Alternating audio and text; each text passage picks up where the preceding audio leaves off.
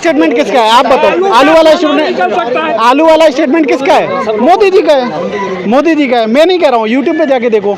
दूसरी चीज़ ये है कि एक दूसरे पे उंगली उठाने से बेहतर है कि लोग बोलते हैं दूसरे के ऊपर बम गिरा दिया जाता था, ठीक है। आजकल तो लोगों को घर से गायब करा दिया जाता है, बम की जरूरत ही कहाँ पड़ेगी?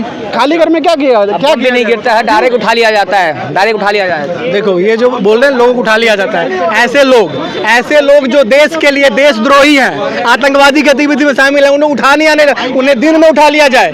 देशवासी चाहते हैं कि उसे उठा लिया जाए, देश से बाहर कर दिया जाए, इसलिए सरकार ऐसा कर रही है। और सरकार लुंज पुंज से नहीं चलती है, शासन में रौब होना चाहिए, वही रौब योगी जी और मोदी जी दिखा रहे हैं।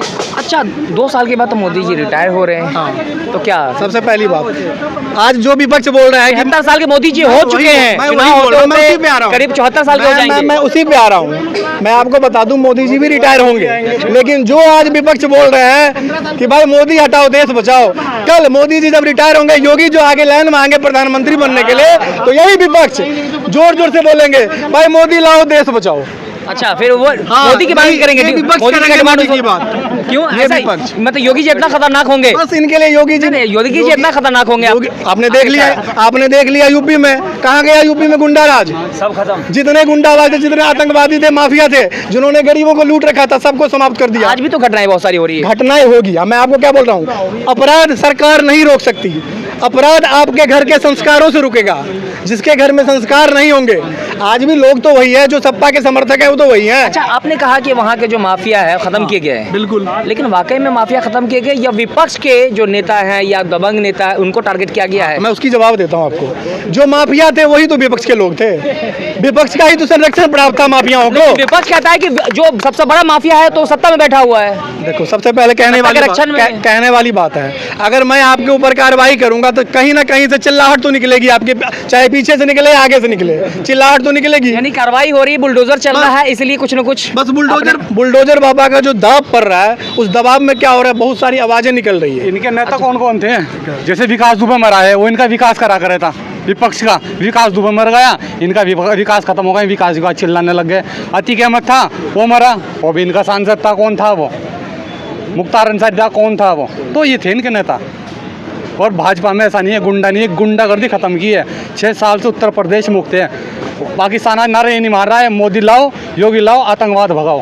पाकिस्तान में मोदी लो। क्या कहेंगे सर? सबसे बड़ी बात है कि देश का स्थिति जो बेरोजगारी है चरम सीमा पर है। आज के डेट में बेरोजगार बहुत बड़ी है, धर धर फटक रहा है, जो युवक है धर धर फटक रहा है और पेपर लीक होते जा रही है। ये सरकार ज़्यादा चलने वाली नहीं है। सबसे बड़ा 1947 से आज़ाद हुआ, कांग्रेस से जो घोटाला किया, सबसे ज़्यादा घोटाला है बीजेपी में।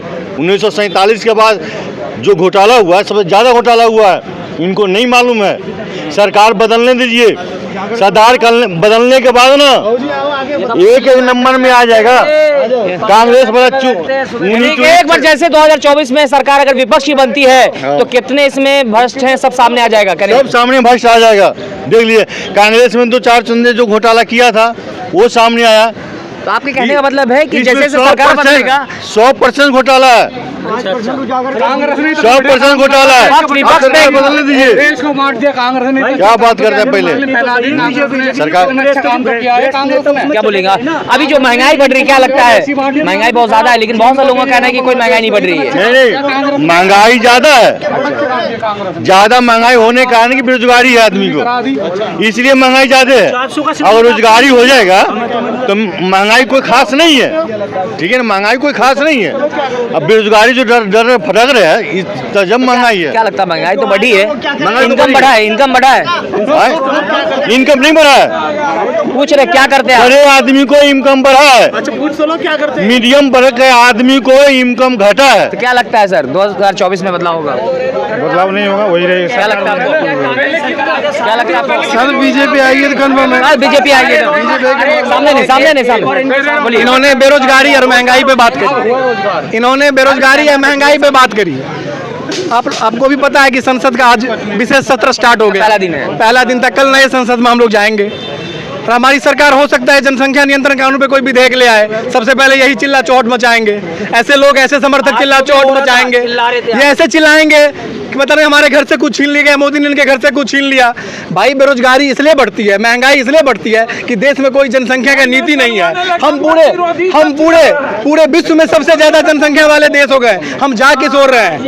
हम जा कहाँ देश में सोने की चिड़िया कहा जाने वाला जो देश हमारा है, क्या लगता है कि यहाँ पैसे या रोजगार की कमी है? यहाँ रोजगार की कोई कमी नहीं है, यहाँ जनसंख्या नीति की कमी तो कह रहे हैं कि यहाँ पे उद्योगपति जो बड़े बड़े लोग हैं उनके पास इंतहा पैसा है और जो गरीब है उनके पास बहुत कम है। सबका एक ही सॉल्यूशन है, जनसंख्या नीति। कठोर जनसंख्या नीति लागू की जाए। हम सभी लोग सरकार से मांग करें, हम स्वतः आगे आकर सरकार से बोले कि हमारे देश में कठोर जनसंख्या नीति लागू की जाए।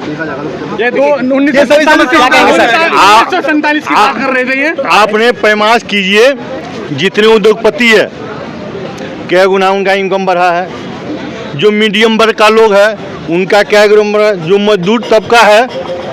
मैं इंडस्ट्रियल एरिया में रहता हूँ, ठीक है, नरेला में गरीब लोग फैक्ट्री में काम करने जाते हैं, 15 दिन काम करते हैं, 16वां दिन गुड़ा देती है।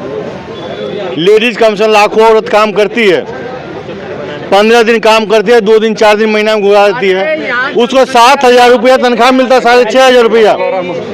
कैसे गुजारा होगा बताइए आपने? फैक्ट्री मालिक को कहता है मेरे पास काम नहीं है।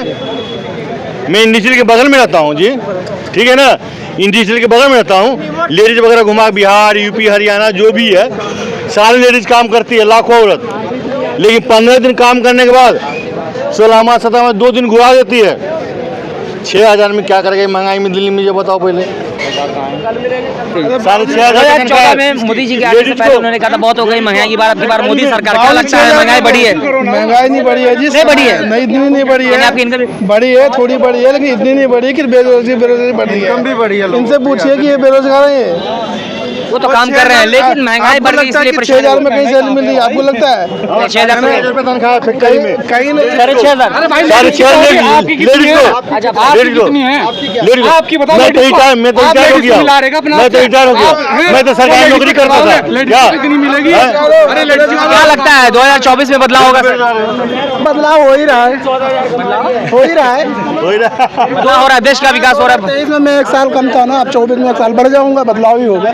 सुबह से शाम होती, शाम से सुबह होती, बस यही तो बदलाव है लाइफ में हो रही है क्या? इसके अलावा और कुछ नहीं हो रहा है? हाँ, हो जो बदलाव होना चाहिए वो बदलाव नहीं हो रहा है। इसके अलावा भी महंगाई साहब भी परेशान है क्या? आपने यहाँ पे इतने लोगों को फंसा रखा, टाइम बर्बाद करवा रहे हैं। दादा और पापा का पैसा होते हैं। ये बदलाव ही तो है। जिम्मेदार कौन है? आप हो। मोदी। तो क्या लगता है? क्या जिम्मेदारी खत्म? नहीं, क्या बोल रहे? अरे मोदी जी इसके बाद तो आपने देखा कि यहाँ पे सभी लोग जो अपनी अपनी बातें रख रहे थे, जबकि 2014 में मोदी जी आने से पहले एक नारा दिया गया था, बहुत हो गई महंगाई की मार, अब की बार मोदी सरकार। लेकिन लोग जो है, जनता महंगाई से त्रस्त है, महंगाई काफ़ी मतलब आसमान छू रहा है। महंगाई जो है का जो लेवल है थमने का, रुकने का नाम नहीं ले रहा है।